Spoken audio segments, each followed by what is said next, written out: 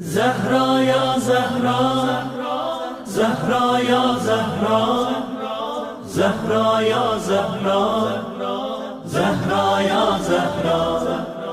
Ben senin şiirini nice yazım ki, bu sözler ya Zehra layıkın olsun. Seni gönüllere nice düzüm ki, dünya benim kimi aşıkın olsun. Dünya benim kimi aşıkın olsun. Zehra ya Zehra, Zehra ya Zehra, Zehra ya Zehra, Zehra ya Zehra. Bunun için Allah'tan kuvvet istedim, aciz kalemimle kudret istedim. Bunun için Allah'tan kuvvet istedim, aciz kalemimle kudret istedim.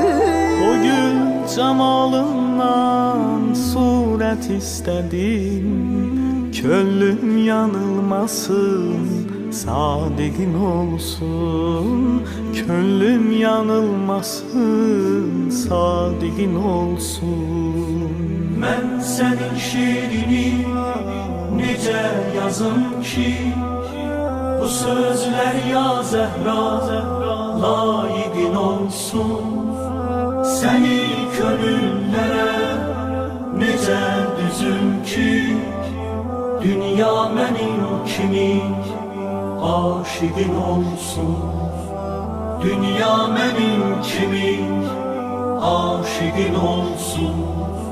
Zehra ya Zehra, Zehra ya Zehra, Zehra ya Zehra, Zehra ya Zehra.